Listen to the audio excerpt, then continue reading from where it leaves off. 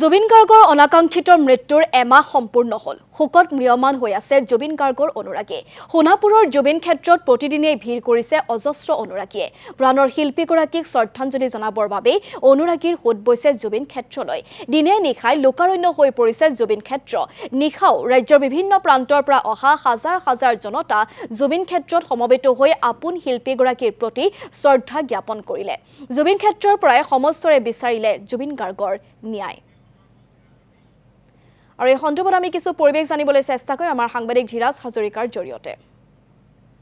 চক আজি কালী পূজাৰ দিনটোতো আমি দেখিবলৈ পাইছোঁ যে নিশাৰ ভাগত জুবিন গাৰ্গৰ যি সমাধি ক্ষেত্ৰ সেই সমাধি ক্ষেত্ৰত বহু সংখ্যক লোক আহিছে আৰু সকলোৱে জুবিন গাৰ্গৰ য'ত শেষকৃত্য সম্পন্ন কৰা হৈছিল সেই স্থানত শ্ৰদ্ধাঞ্জলি জ্ঞাপন কৰা পৰিলক্ষিত হৈছে। যিহেতু এতিয়া নিশা হৈছে, মই নিশাৰ দৃশ্য আপোনালোকক দেখুৱাবলৈ চেষ্টা কৰিম।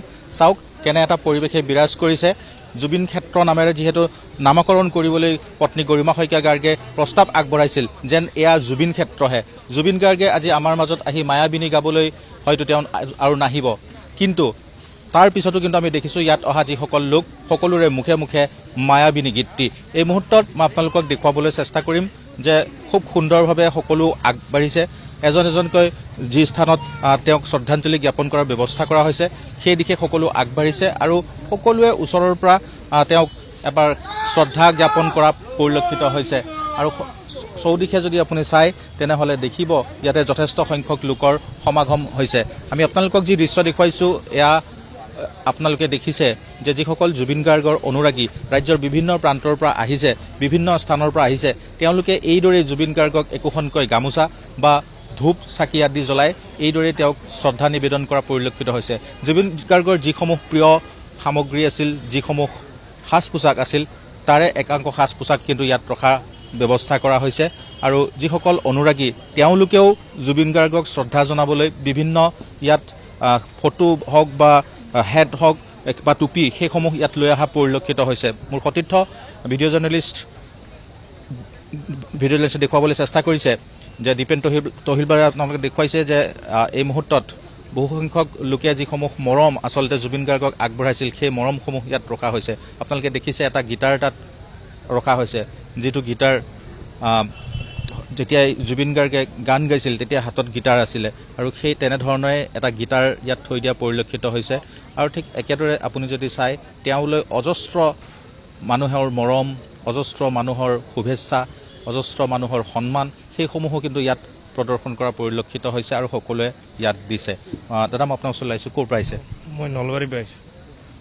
আমি আজি যদিও কালী পূজা, কিন্তু এক মন্দিৰ সদৃশ পৰিৱেশ আৰু সকলো ধৰ্ম জাতি বৰ্ণ মানুহ আজি এইখন মিলনভূমিত পৰিণত হৈছে এই স্থান।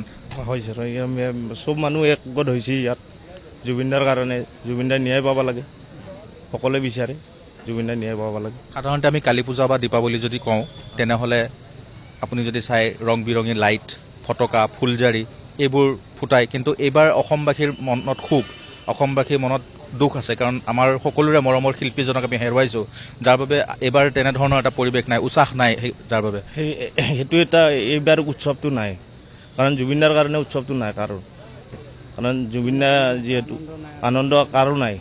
যিমান মানে অনুৰাগী আছে জুবিনদাৰ, কাৰো মানে সেই উৎসৱটো কাৰো নাই। ক'ৰ পাইছে? মই চান্নাইৰ পৰা আহিছোঁ। এইবাৰ যি পোহৰৰ উৎসৱ দীপাৱলী, এইবাৰ কিছু পৃথক আমি সকলোৱে এইটো অনুভৱ কৰিব পাৰিছোঁ, কিয়নো আমাৰ হিয়াৰ আমুঠু, আমাৰ অসম গৌৰৱ, অসম মানে গোটেই বিশ্বই গম পাই গৈছে এতিয়া আমাৰ জুবিনদা আমাৰ মাজৰ পৰা হেৰাই গৈছে।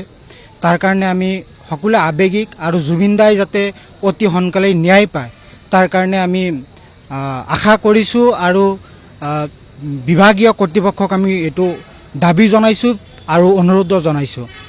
এতিয়া আজি ইয়াতে যি সমাগম দেখা পাইছে, এইটো আমি ইয়াৰ আগতেও আহিছিলোঁ কিছুদিন আগত, এইটো সমাগম সদায় হৈ আছে। নিত্য নৈমিত্তিক ঘটনা এটা হৈ আছে, মানুহ সদায় আহি আছে। গতিকে আমি বিচাৰিছোঁ জুবিনদাই ন্যায় পাওক, জুবিনদাৰ আত্মাই শান্তি পাওক, এইটোকে বিচাৰিছোঁ। যিহেতু SIT তদন্ত দিয়া হৈছে, তদন্ত প্ৰক্ৰিয়াটো কিছু দীঘল হোৱা যেন অনুভৱ হয় নেকি?